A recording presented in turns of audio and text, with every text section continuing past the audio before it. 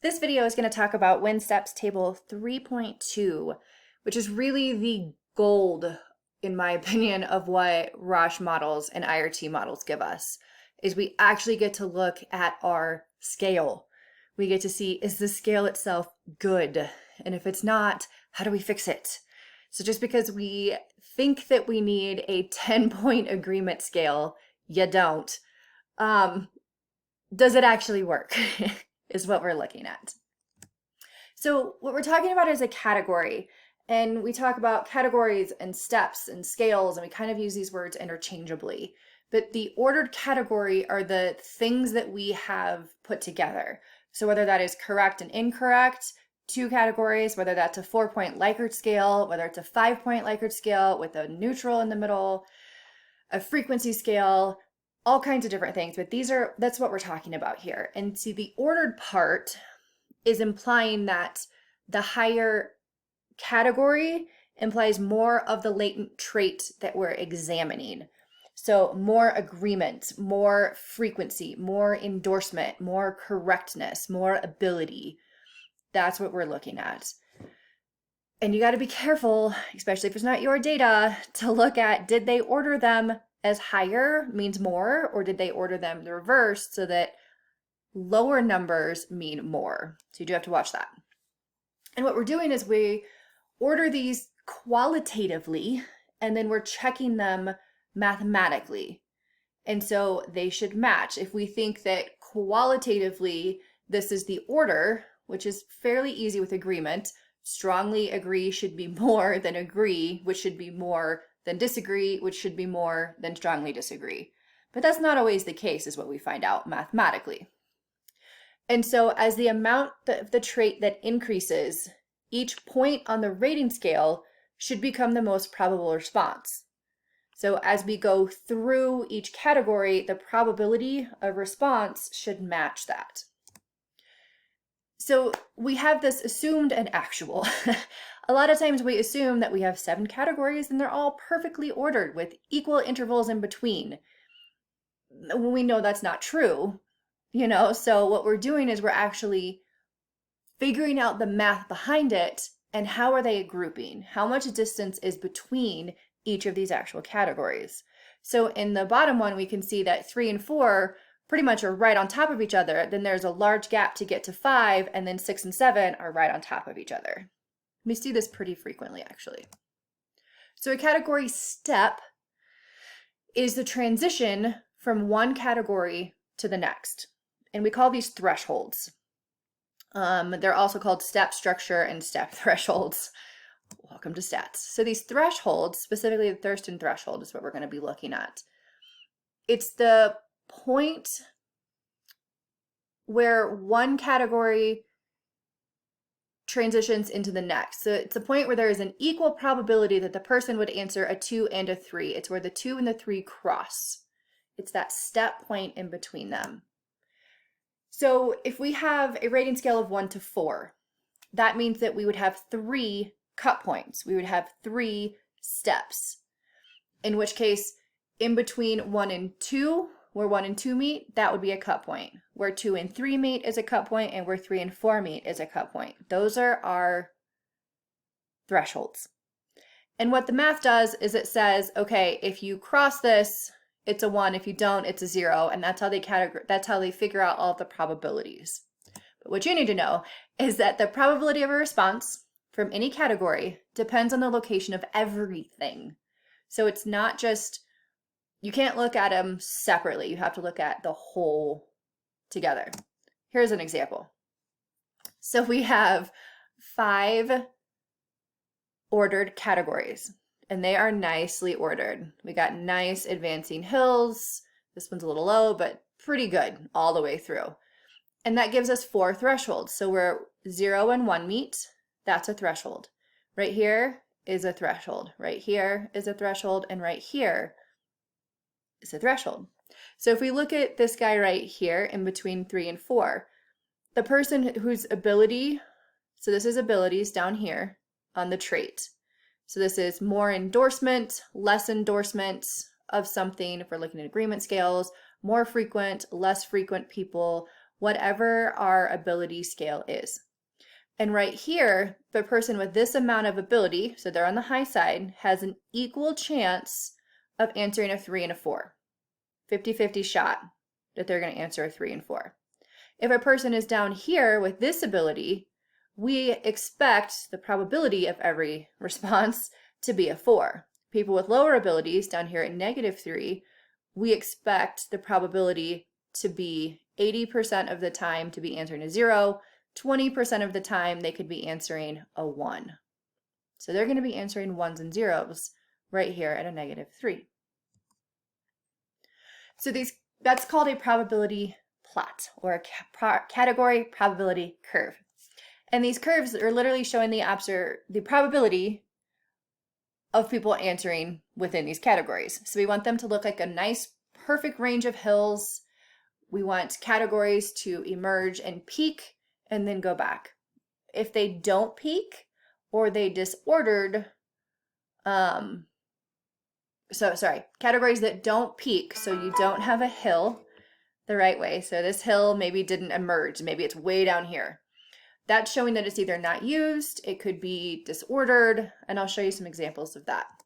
But first, let's look at some ideal examples. So here are 3 categories with 2 thresholds. So we have nice curves all the way throughout. Here's an example straight out of Winsteps that is ideal. So we have category 1 here that comes down, and then we have category 2's hill, category 3's hill, which advances to category 4, which advances to category 5, up into the distance. Beautiful. Another example. So here 2 is a little bit low. It doesn't peak quite as nicely, but that's great. It's still a very specific hill. Everything is ordered nicely. Another really good example. So here again, category 2 is a little bit low. Not really worried about that. These are nice, pretty curves. When we look at table 3.1, you scroll down to get the figure, but this is the top. So we have these Andrich thresholds, Thurston thresholds. We start with none because there's no threshold here between 1 and nothing. So then we go to the threshold between 1 and 2, and then between 2 and 3, and then between 3 and 4. And what we want to check is that these are in order. So they go from lowest to highest in order. We also look at category measures.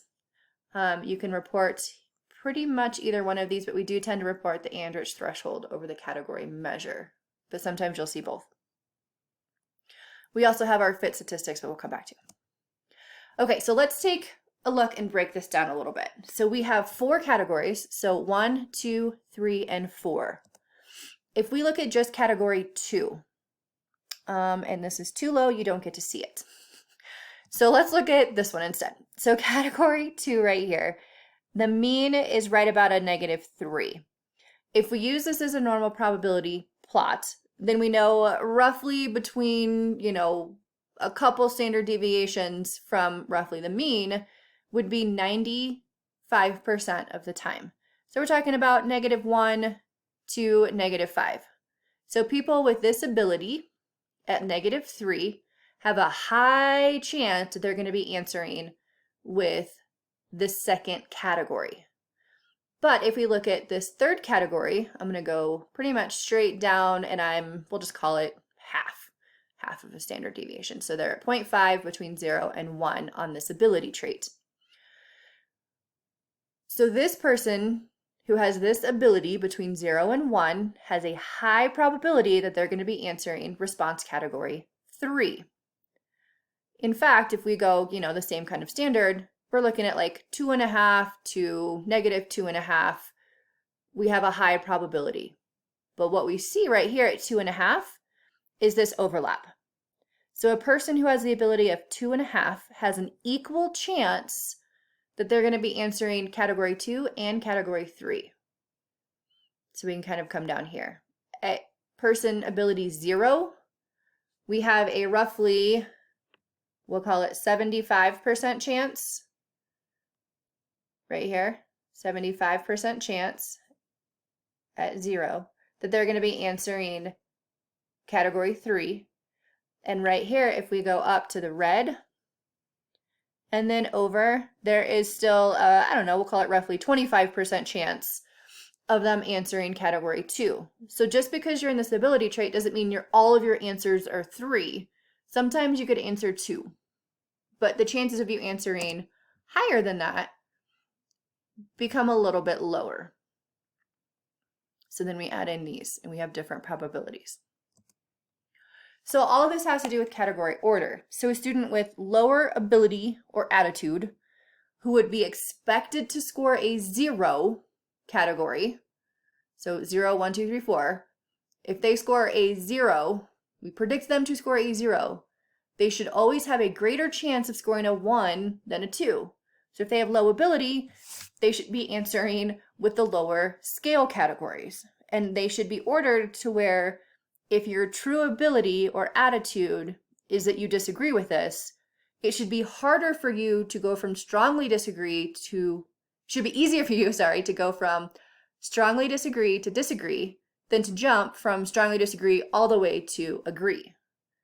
So they should be ordered so that the probability matches the actual ability or attitude or endorsement. And so with reverse thresholds, that's where this becomes a problem. And here's what that looks like. So here, persons with lower ability down here are going to be answering a 2 before they answer a 1. So the 2 to 3 threshold comes before the 1 to 2 threshold over here. And so that's giving us misordering. Here we also have misordering where 2 doesn't peak at all and it's way down here. That's what it looks like in Winsteps. So you see 1, 3, 4 and like 2 is just gone. Here's what it looks like in the structure calibration or the thresholds. They're not in order. So negative 1.7 should be first, but instead 1.8 is first. That's a huge problem. Not to mention, they're like not even close to being in order. So if we have this, we got to fix it. You can renumber categories, you can collapse categories, you could drop a category, or you could edit the missing data. Sometimes missing data, if there's a value for it, will be picked up here. Disordering is a problem. And what it means is that your qualitative ordering of these categories don't match the mathematical ordering of these categories, and we need to fix them. Sometimes it can happen when there's too many options. So you chose a 10-point agreement scale for some reason, and we just don't need them. Sometimes it can be middle points. So I talk a lot about neutrals being a problem. This is where we see neutrals being a problem. But here is kind of the general guidelines. So we want categories to have at least 10 responses. We want them to all be used pretty much in comparison with other categories. We see this being a problem right here when the logits are not far enough apart, meaning the categories don't differentiate. If we think about that first few slides where I said 3 and 4 are on top of each other and 6 and 7 are on top of each other, that's what we're seeing there. So if we look here, we don't have hills between 2 and 3. They're just pretty much all merged together. So we collapsed those and it worked out well. Here we have 3 isn't being used at all. This is a neutral, so we removed the neutral and it fixed it. Here we see category 4 doesn't peak and category 1 isn't even there. Like, where did category 1 go? So here we actually collapsed 1 and 2 and we collapsed 3 and 4. So collapsing 1 and 2 first, see what happened. It didn't work as well. We ended up collapsing 3 and 4 as well. And it can get even more and more messy depending on how much you get into this and how many categories you have. To collapse them, it's really easy. You just add in the new code and you can kind of read through this, pause, and figure out how all of that works just by adding a new line in the syntax. We do have fit statistics that we want to be between plus and minus 2. That generally works regardless of misstep. And then we have a lot of information in 3.2 that you can look at. But here is your rules. So pause, write those down.